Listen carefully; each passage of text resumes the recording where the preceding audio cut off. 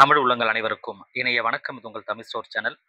சென்டாக்ல round ஒன்ல வந்து result வந்து ரிலீஸ் பண்ணியிருக்காங்க. CENTAC IGMC, Manakula Vinayagar, Venkateswara, PIMS எல்லாத்துக்குமே வந்து ரிசல்ட் அப்படின்றத ரிலீஸ் பண்ணிட்டாங்க ஃபார் ரவுண்ட் ஒன். இது வந்து டிராஃப்ட் அலாட்மெண்ட். ப்ரொஃபஷனல் அலாட்மெண்ட் அப்படின்றது திரும்ப வரும்.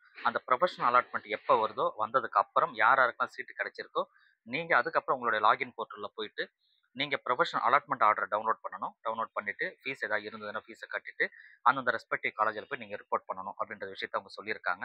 இந்த ரிசல்ட்டில் ஏதாவது கிரீவியன்ஸ் இருந்தது, உங்களுக்கு ஏதாவது கொரி இருந்ததுன்னு சொன்னால் இன்னைக்கு 11 மணிக்குள்ள 15ஆம் தேதி 11 மணிக்குள்ள நீங்கள் ரிப்போர்ட் பண்ணி அது வந்து கிரீவியன்ஸை நீங்கள் கொடுக்கணும் அப்படின்னு சொல்லியிருக்காங்க. அதுக்கப்புறமா தான் நமக்கு வந்து டிராஃப்ட் இப்போ வந்து ப்ரொஃபஷனல் அலாட்மெண்ட் லிஸ்ட்டை திரும்ப வந்து வெளியிடுவாங்க. இதில் பெரிய சேஞ்சஸ் இருக்காது. ப்ரொஃபஷனல் அலாட்மெண்ட் வந்ததுக்கு அப்புறம் வந்து சேஞ்சஸ் யாரும் பண்ண முடியாது அப்படின்ற விஷயங்களை சொல்லியிருக்காங்க.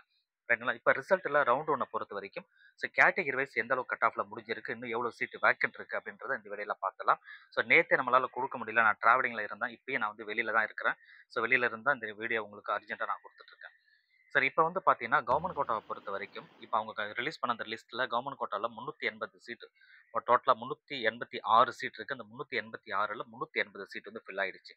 Management quota Telugu minority, christian மைனாரிட்டியில் வந்து 301 சீட்டில் 145 வந்து ஃபில் ஆகிடுச்சு. என்ஆர்ஐ பொறுத்த வரைக்கும் 116 சீட், அந்த 116மே ஃபில் ஆயிடுச்சு. இதெல்லாம் வந்து எம்பிபிஎஸ்க்கு.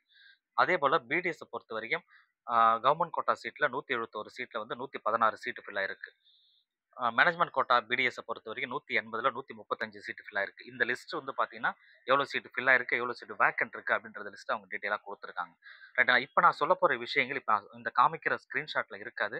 ஜஸ்ட் நான் நோட் பண்ணி வச்சிருக்கேன் அந்த கட் ஆஃப் டீட்டெயில் எல்லாமே. அர்ஜென்ட்டாக உங்களுக்கு சொல்லணுன்றதுக்காக சொல்கிறேன். கொஞ்சம் மைண்டில் வச்சு டீட்டெயிலாக கவனிச்சுக்கோங்க. இப்போ அந்த கட் ஆஃப் டீட்டெயில் என்ன, கேட்டகரி வைஸ் என்ன, மேனேஜ்மெண்ட்டுக்கு இன்னும் எவ்வளோ வந்து லிஸ்ட் வந்து பெண்டிங் இருக்குது அப்படின்ற விஷயங்கள் டீட்டெயிலாக உங்களுக்கு நான் சொல்லிடுறேன். இப்போ ஒரு நிமிஷம். ஓகே, சரி. இப்போ வந்து பார்த்தீங்க அப்படின்னா நான் சொல்கிறது இப்போ ஃபஸ்ட்டு மேனேஜ்மெண்ட் கோட்டா சொல்கிறேன். மேனேஜ்மெண்ட் கோட்டா பொறுத்த வரைக்கும் ஸ்ரீ மணக்குள விநாயகர் மெடிக்கல் காலேஜில் மொத்தம் 119 சீட் இருக்குது. அது ஜென்ரல் மேனேஜ்மெண்ட்டில். இது வந்து பார்த்தீங்கன்னா அந்த ஜென்ரல் மேனேஜ்மெண்ட்டில் 119மே வந்து அங்கே ஃபில் ஆகிடுச்சு. அந்த கட் ஆஃப் பார்க்கும்போது 456 வந்து க்ளோஸ் ஆகிருக்கு. சரிங்களா? லாஸ்ட் மார்க் ஸ்டார்டிங் சொல்லலாம், லாஸ்ட் மார்க் 456 க்ளோஸ் ஆகிருக்கு. கிறிஸ்டின் மைனாரிட்டி பிம்ஸை பொறுத்த வரைக்கும் 116 வந்து 116 இருக்குது ஜென்ரல் மேனேஜ்மெண்ட்டில். அதில் 116 சீட்டுமே வந்து ஃபில் ஆகிருக்கு. 116 கட் ஆஃபாக இருக்குது. கட் ஆஃப் வந்து 116, 47 சீட் வந்து வேக்கன்ட் இருக்குது. ரைட்டுங்களா?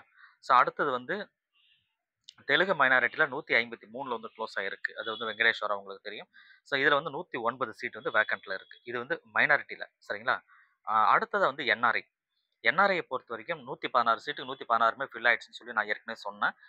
சரிங்களா? அதில் என்னென்னு சொல்லி டீட்டெயிலாக நம்ம பார்த்துலாம். 22 சீட் வந்து பார்த்தீங்கன்னா ஐஜிஎம்சிக்கு வரும் என்ஆர்ஐயில். அந்த 22மே அதில் ஃபில் ஆயிடுச்சு. அதோட கட் ஆஃப் அப்படின்னு சொல்லி பார்க்கும்போது லீஸ்ட் கட் ஆஃப்ன்றது 353 இருக்குது ஐஜிஎம்ஸை பொறுத்த வரைக்கும். பிம்ஸ் மெடிக்கல் காலேஜை பொறுத்த வரைக்கும் 18 சீட் வரும் நமக்கு என்ஆர்ஐக்கு. அதில் 18மே ஃபில் ஆயிடுச்சு. 345 லீஸ்ட் மார்க். கட் ஆஃப் வந்து 345 இருக்குது. ஸ்ரீ மணக்குள விநாயகர் மெடிக்கல் காலேஜை பொறுத்த வரைக்கும் 38 சீட் என்ஆர்ஐக்கு வரும். அந்த 38மே ஃபில் ஆயிடுச்சு. ஏன்னா ஓவராலாக பார்த்தீங்கன்னா 116 ஃபில் ஆயிடுச்சு. அதில் வந்து ஸ்பிளிட் அப் நான் சொல்லிட்டு இருக்கேன் ஒரு காலேஜுக்குமே. மணக்குள விநாயகரில் 38 சீட் என்ஆர்ஐக்கு வரும். என்ஆர்ஐ 38 சீட்டுமே வந்து ஃபில் ஆயிடுச்சு. அடுத்ததாக வந்து அதில் வந்து மணக்குள விநாயகரில் 250 தான் வந்து லீஸ்ட் மார்க்காக இருக்குது. கட் ஆஃபில் க்ளோஸ் ஆகிருக்கு. வெங்கடேஸ்வரை பொறுத்த வரைக்கும் 38 சீட் என்ஆர்ஐக்கு 38மே ஃபில் ஆயிடுச்சு. அதனோட லீஸ்ட் மார்க் வந்து 228 இருக்குது கட் ஆஃபை பொறுத்த வரைக்கும். சரி, இப்போ நம்ம பார்க்க போகிறது என்ன அப்படின்னு பார்த்தீங்கன்னா பாண்டிச்சேரியை பொறுத்த வரைக்கும் government college Pondicherry quotas, Pondicherry residence உள்ள மாணவர்களுக்கு கேட்டகரி வைஸ் வந்து எவ்வளோ க்ளோஸ் ஆகிருக்கு அப்படின்றத பார்த்துடலாம். ஜென்ரல் கேட்டகரி இது வந்து இந்திரா காந்தி மெடிக்கல் காலேஜ். நான் சொல்கிறது இந்திரா காந்தி மெடிக்கல் காலேஜில் ஜென்ரல் கோட்டாவை பொறுத்த வரைக்கும் 483 லீஸ்ட் கட் ஆஃப். மதிப்பெண் ரொம்ப குறைஞ்ச வரும் நம்ம சொன்னோம் இல்லையா? எந்த அளவுக்கு குறைஞ்சி வந்திருக்கு பார்த்தோன்னா இதுக்கு முன்னாடி நம்ம ஒரு கட் ஆஃப் வீடியோ கொடுத்துருந்தேன். அந்த கட் ஆஃப்க்கு நிகராக வந்திருக்கு கிட்டத்தட்ட. நம்ம சொன்னது மோரோவர் வந்து கரெக்டாக இருக்குது உங்களுக்கு. ஜென்ரல் கோட்டாவில் ஜென்ரலில் பொறுத்த வரைக்கும் 483ல் க்ளோஸ் ஆகிருக்கு ஐஜிஎம்சியில். ஓபிசி வந்து 463ல் க்ளோஸ் ஆகிருக்கு லீஸ்ட் மார்க்கு. எம்பிசியை பொறுத்த வரைக்கும் 453 ஆகிருக்கு.